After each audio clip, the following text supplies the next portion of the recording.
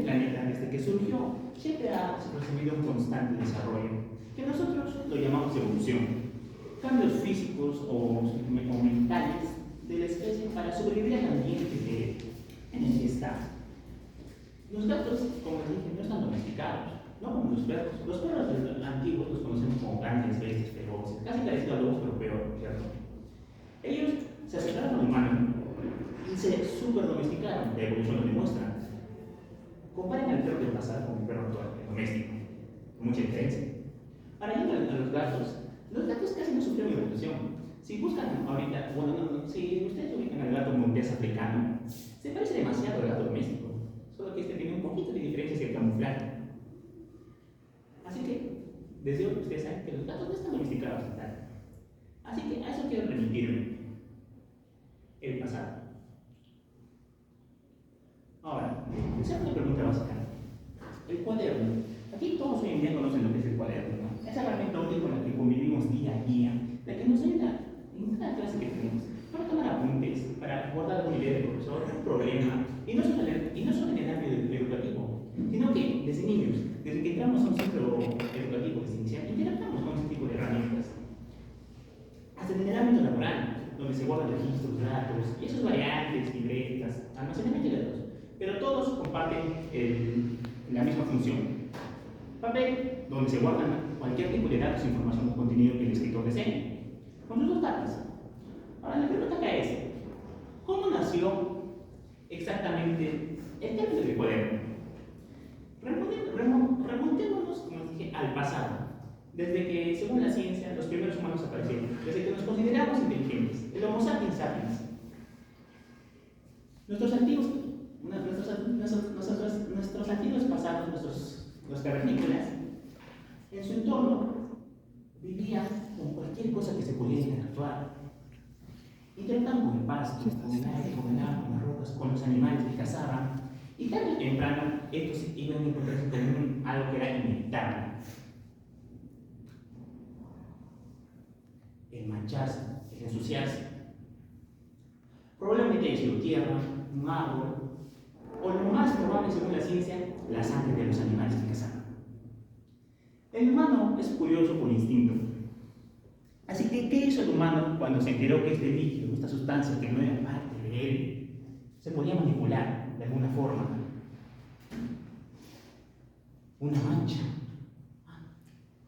Señoras y señores, estamos frente a lo que podría ser el origen de la escritura o la expresión más allá de lo que nos dice nuestra boca, del lenguaje que nosotros expresamos.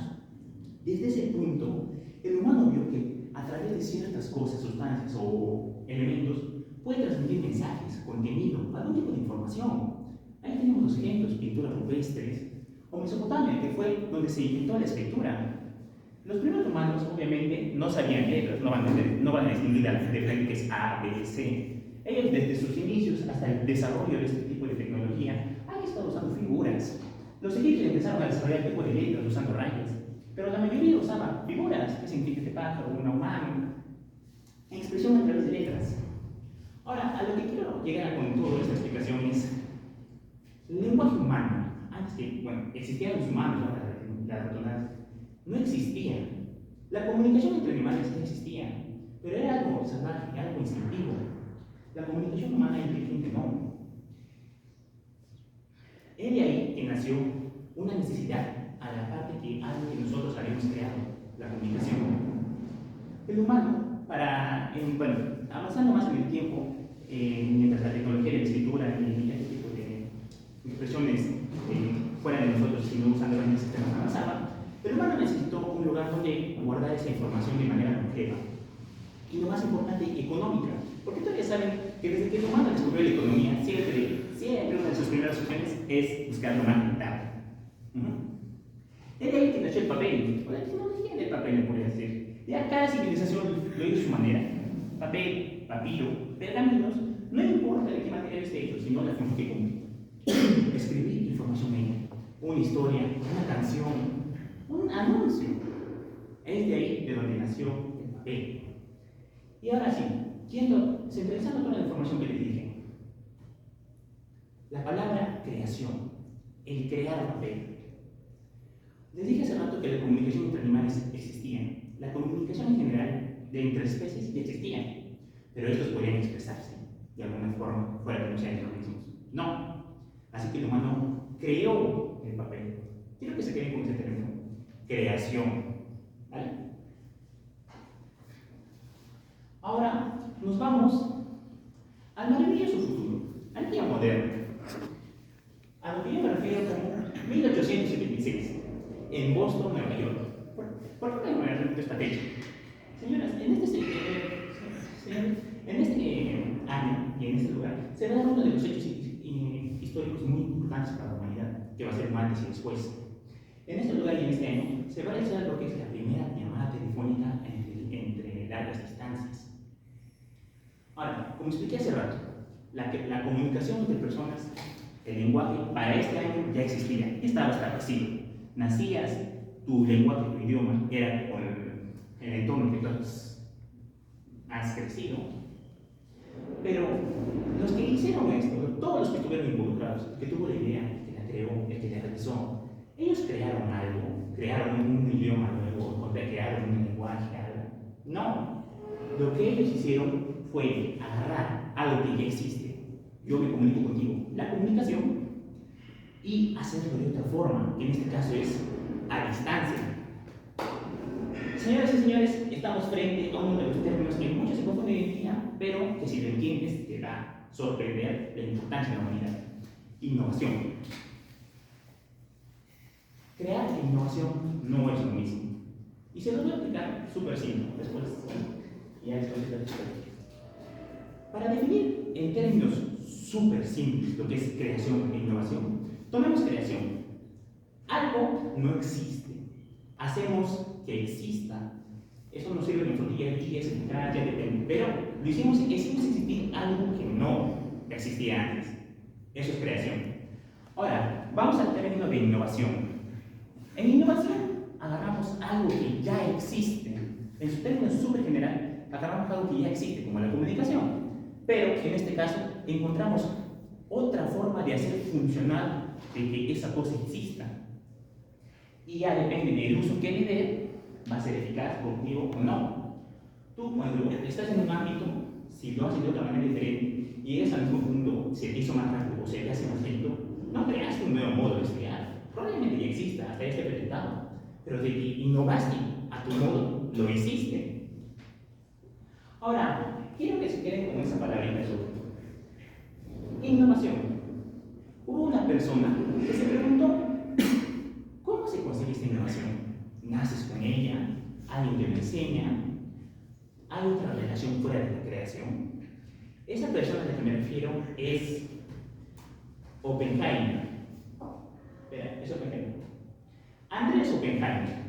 Este se preguntó, ¿cómo se consiguen esos secretos de la innovación? A través de su libro, Crear o Morir. Oppenheimer encarga en la innovación. ¿Y se necesita ¿y qué se necesita para lograrlo? A través de 10 historias que él investigó. Se puede decir que para resumir, que fuera de la creación y la innovación, lo que él descubrió es que hay un término clave entre ellos, o más importante, el secreto para la innovación. Creatividad. Definamos qué es creatividad. La creatividad es la capacidad de generar ideas nuevas, originales y útiles. O sea, encontrar otra solución compleja o más fácil a un problema que ya se nos dio. Esto se puede confundir un poco con innovación, pero ahí es donde entra la creatividad, generar ideas nuevas, ¿no?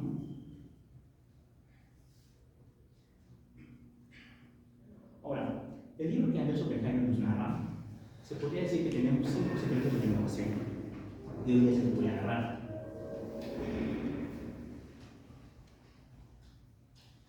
Como secreto número 1 es que tenemos que crear una cultura de innovación. ¿A qué se refiere Andrés Oppenheimer con esto?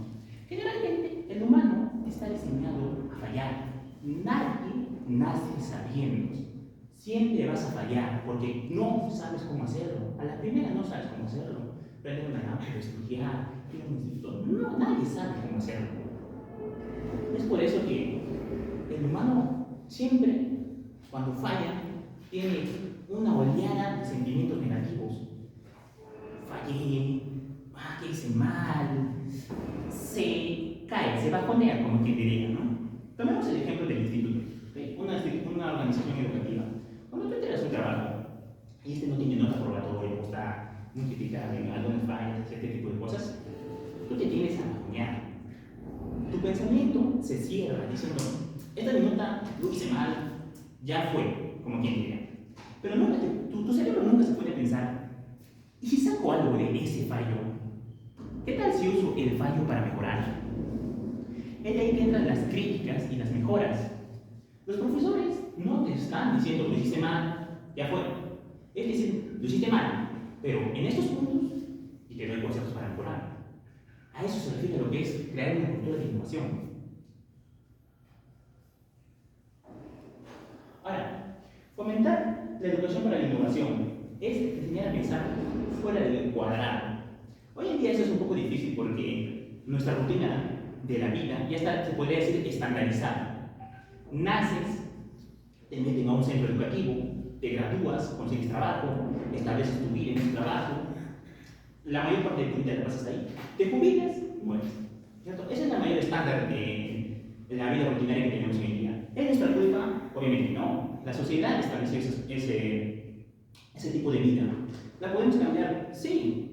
Es por eso que queremos fomentar una educación para la innovación desde pequeños, pero más allá. Obviamente lo que no queremos es ir en contra de la sociedad, porque eso es lo peor que puede pasar.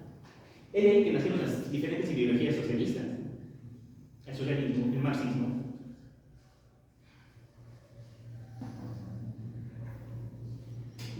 Derogar leyes que maten la innovación.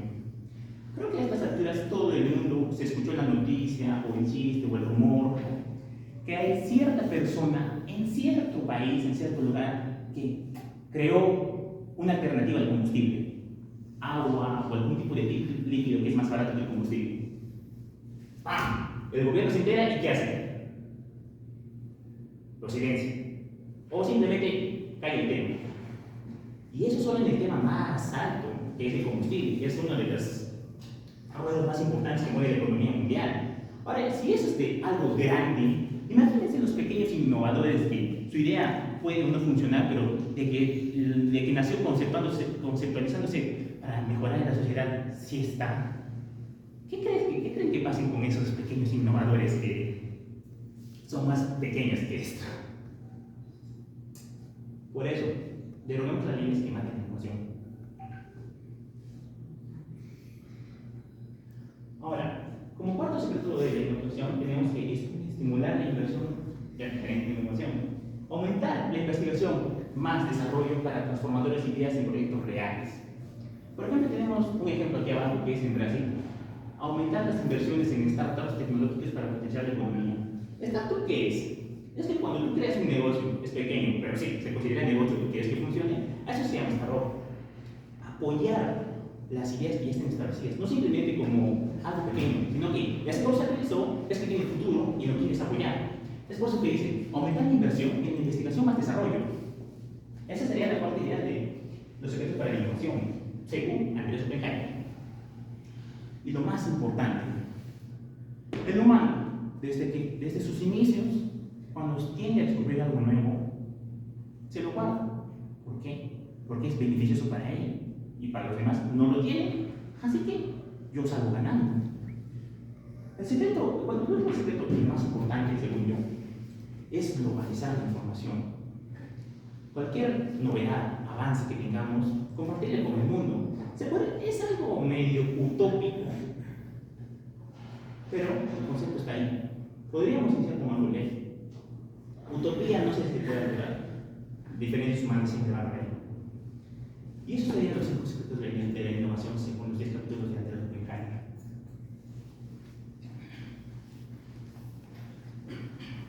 La innovación no es una opción, es una necesidad. Si no la aplicamos como especie, cualquier cosa que hagamos, lo que usemos, lo que digamos, va a quedar obsoleto en algún momento. Debemos arriesgarnos en las ideas, en cualquier aspecto pequeño que tengamos, todo lo que mencioné. Siempre va a haber cada pedacito que mencioné en esta exposición, va a llegar a lo más grande, y lo que llegue va que fueron en contra de ese tipo de cosas para innovar. ¿Qué tenemos de resultados? Los que salieron bien. Tecnología, avances médicos, avances de salud, tecnología. Cualquier cosa que tengamos hoy en día que nos sirve, que nos sucede, siempre pasó por un proceso de nace la idea, se innova, pelea contra lo que ya era popular en ese tiempo, para lograrse. Hay que ser arriesgado. Yo esta noche me presento a ustedes en esta exposición arriesgándome, porque estoy presentando mi exposición de otra forma que no sea la estándar.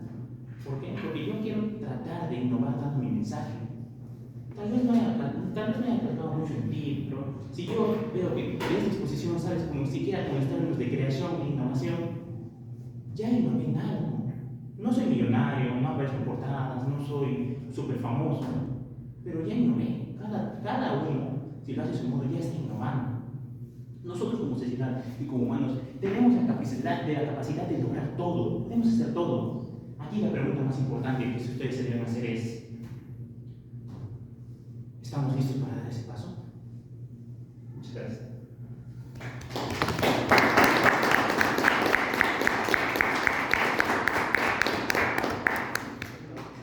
Señor Velázquez, ¿cuál es su enjuicio? ¿Cuál es su enjuicio? Dado de que lo que ha expuesto es el comentario del libro a través de la técnica del cubo. Y una de las caras del cubo dice el juicio. ¿Cuál es su enjuicio?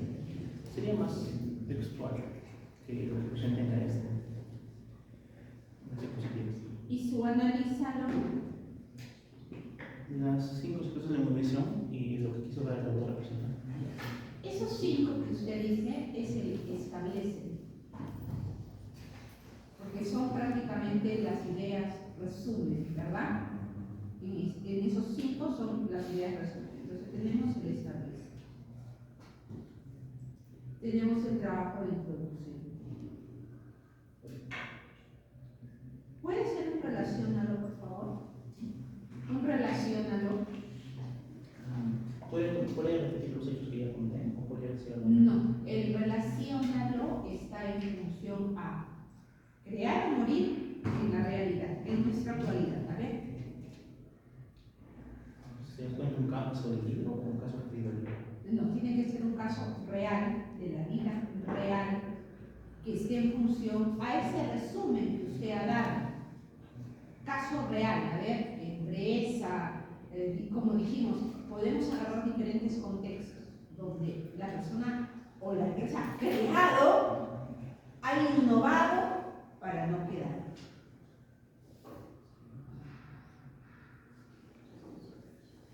Podríamos tomar la idea de Silicon Valley. Sí, pero en la actualidad, porque Silicon Valley no lo vemos nosotros. O sea, en lo que sea del entorno. Del entorno, que podamos verlo en cualquiera de los contextos: política, economía, tecnología, comida o gastronomía. Remontémonos a lo que es política.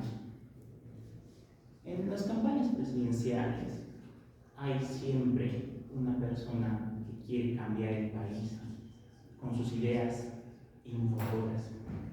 Pero ¿qué hacen los partidos políticos que ya están en el resto? Que ya están en el Congreso? O lo frenan o lo paran ahí. Pero hubo algún partido político que de verdad logró hacer esto. Sé que no es tanto local, pero es el ejemplo básico, que es en Nepal. No sé si se han enterado que los jóvenes atentaron contra el Congreso. Porque estos ya era, para nosotros se podría decir que era peor que Perú. Tal vez no haya sido el modo correcto, pero es una forma de innovar, a incitar a hacer algo por la política del país. Se podría decir que es eso. ¿Y dónde está el crear ahí? Sé que no es el modo correcto, pero para el crear ahí sería atacar. Atacar. Y la otra opción es el morir. O sea, si no atacas, si no te levantas, si no haces bulla, algo así como que llora, ¿cómo es? El bobo que no llora, no mata. Y usted dice que sería atacar, ¿no? Si acabo de ver esto de Nepal, protestas, los jóvenes incendian. Literalmente hicieron lo que todo peruano promedio desea hacer, quemar el Congreso. Ay, Dios mío, ¿cómo fue? Sería terrible. Yo pienso que eso no es crear, no es crear. ¿Cómo vas a innovar así? Todo lo que nos ha dicho usted al inicio no condice con eso. No, sí, me confundí un poco en crear. Se puede decir crear el movimiento. No sé si le suena ahorita lo que es la generación Z. Sí. Cuando se creó eso, los jóvenes se pegaron demasiado a eso para identificarse y usar ese sobrenombre para tratar de cambiar el mundo, podría decir. ¿Por qué no han puesto Z? ¿Por qué generación Z?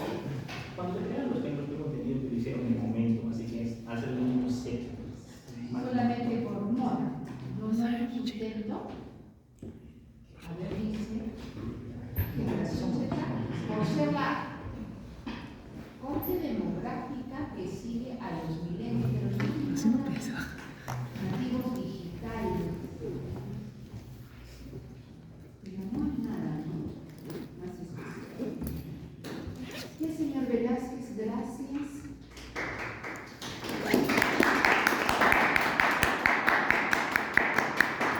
¿Qué dijimos? ¿El grupo de Dylan? Sí. Hoy cuando la cámara no se olviden que exponemos comentarios, ¿ya? No he tomado todavía lista.